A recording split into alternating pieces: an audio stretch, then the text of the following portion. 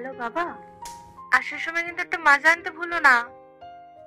কতগুলো বছর হয়ে গেছে এভাবে তোমার কাছে আবদার করা হয়নি। অনেক রাগ, অনেক অভিমান তোমার ওপর। জানো তো, আমার আগের আমিটাকে আমি বড্ড মিস করি।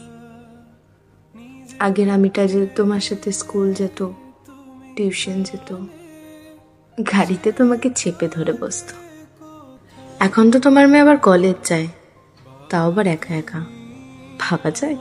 মনে আছে বাবা, আমি তোমাকে পাউডার দিয়ে সাজিয়ে দিতাম আর তোমার চুল বেঁধে দিতাম।